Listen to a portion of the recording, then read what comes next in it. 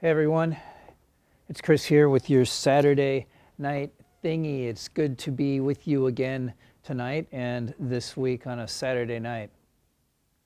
So let me ask you a question. That's what we'll start with. How often do you find yourself wishing for more hours in a day? And if you had one more hour, what would you do with it? So you can tell me that here in the comments.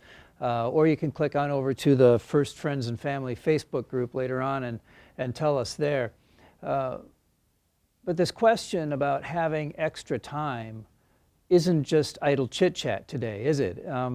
It's a real issue for all of us because it happens. We do get an extra hour. And maybe for you it happens tonight, or maybe it happens tomorrow. It's whenever between tonight and tomorrow, whenever you decide to set your clocks back 1 hour, you'll have some extra time on your hands. Now, I don't know about you, but as much as I wish to have an extra hour almost every day, I go into this day that actually does have an extra hour, with no real plans for how to use it. I've had half a year to plan what to do with this extra hour, and I've got absolutely nothing in mind for how to spend it. And so I'll probably just blow it on something frivolous, right? It's like when you find an extra $20 in your pocket that you forgot about. You don't have any plans for it, it just sort of disappears again. Well, what are you going to do with your extra hour? Are you going to watch an extra hour of Netflix tonight? Are you going to spend another hour on the phone with some friends? Are you going to sleep it away tomorrow morning? You know, I'll probably spend the extra hour running around the house resetting all the clocks. Because every single appliance in our house has a clock in it, and they all need to be reset. And it's probably going to take the full hour to get all of that done. And it probably also means, this extra hour, it probably also means that I'll be wide awake at 3:45 in the morning instead of 4:45. But, you know, our body's clocks do seem to adjust to this rather quickly. And so by this time next week, I won't even be thinking about it again. But the word hour shows up often in our English translations of the Bible. And sometimes when the Bible uses the word hour, it means this moment right now. Like in Luke's recounting of the night that Jesus was arrested in the Garden of Gethsemane, Jesus says to his arresters, his prosecutors, he says, "This hour is yours." And when he says that, he means that this moment belongs to you. You have the power right now. That's what he means when he says hour. But also in the Bible, often the word hour is used referring to the passage of time or a specific time of day, just like we use the word hour today in the way we use language. But, you know, I wondered, how did they know? How did they know what time it was back then? You know, there were water clocks and sundials. Those were technologies that had been invented by then that were in use at various places around the world. But things like the hourglass didn't come into use for another 800 years. And clocks, as we know them, came much, much later yet. Our system of telling time with 12 and 12 or the 24-hour clock was something that was still under development at this point in history. So I wondered, when they mention hours or times of day in the Bible, how do they know? You know, in John 4:6, it's the story of Jesus meeting the woman at the well, and it says that it was about the 6th hour when Jesus was sitting by Jacob's well. Well, what is the 6th hour? Or when Jesus tells the parable of the workers in the vineyard and he mentions the 11th hour, what does he mean by that? So I wondered about this. I wondered about this biblical timekeeping, but I'm a 21st century first world citizen, so I didn't wonder very long. I Googled it, and this is what I learned. Roman timekeeping of that period divided the day, and the day was the time between sunrise and sunset, divided the day into 12 hours. And because it was based on the time the sun came up and the time the sun went down, the length of an hour was different every day because the sun comes up and goes down at a different time every day, right? All right, so it's sort of this flexible, relative kind of schedule. It's not a defined and known unit of measurement. So high noon, when the sun is at its zenith, would have been halfway between sunrise and sunset. So that would be halfway between 0 and 12. That would have been the 6th hour. It would have been noon, right? It would have been about noon that Jesus was sitting by Jacob's well, the 6th hour, halfway between sunrise and sunset.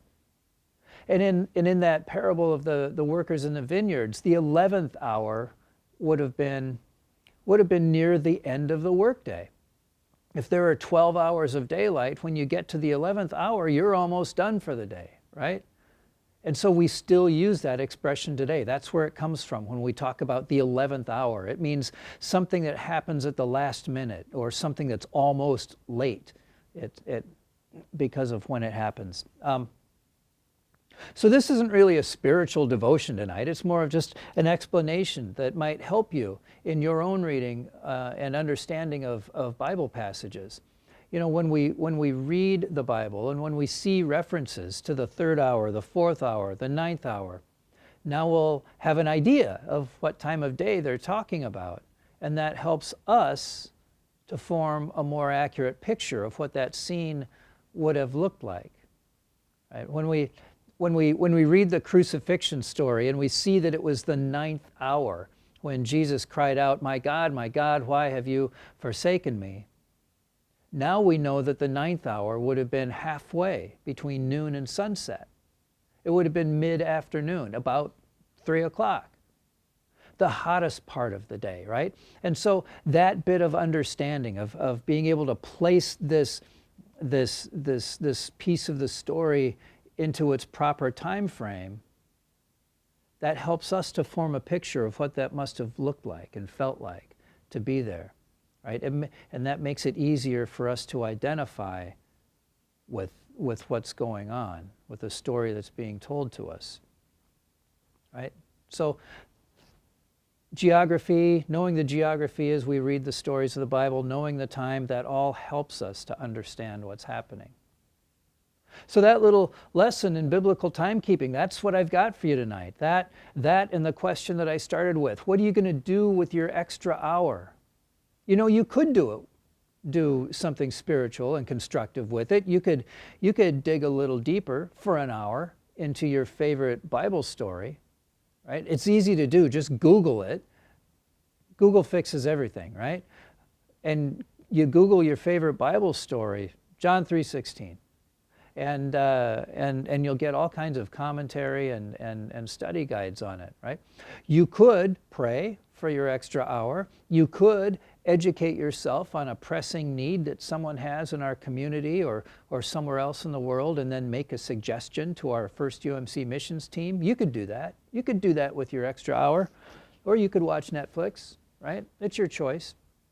But tell us what you're doing. Leave a comment here or click on over to the First Friends and Family Facebook group and leave a comment there. But whatever you do, don't lose the extra hour, because you don't get to keep it forever, right? You have to give it back next spring, so don't forget where you put it. So that's our Saturday night thingy tonight. I hope to see you all tomorrow morning on the live stream. We're going to be starting a new teaching series, Hope for Hard Times. Pastor Scott's going to look into the Old Testament heroes of Elijah and Elisha. Those are two guys who endured plenty of hard times. And we'll see where they got their courage and where they got their strength. And we'll be able to see ourselves in their stories and to apply that courage and that strength to our lives. So if you know someone who's going through a hard time right now, don't be afraid to share a link to our worship services, because it could be the message that they need to hear. You know, it's actually hard to not imagine, or to imagine not knowing someone who's having a hard time right now. It's tough times in the world right now, and I try not to talk about the pandemic very much on these Saturday night thingies, because there's so many other people talking about the pandemic. But I do have to call your attention to the fact that the COVID infection rates, the numbers are not good for Black Hawk County, our county. And so that rolling average figure that we all key on has gone back into the red zone now. And so that means that we here at First UMC, we're again asking you to choose to watch our worship services online on the live stream, or watch later on the recorded versions, rather than attending in person. You know, this isn't an ideal situation. Your risk in attending a live worship service here is probably very, very low. But we all have to do our part to beat this virus. And so please stay home, stay safe, watch online instead of coming in person. So we'll be live on Facebook at 8:30 and 10 o'clock. We'll be posted on our YouTube channel. You can watch it on cable TV in Waterloo and Cedar Falls. Don't forget, at 9:35 tomorrow morning, there's also a Sunday school lesson for kids of all ages. And so we'll see you there tomorrow morning. And until then, enjoy your extra long Saturday night. Good night.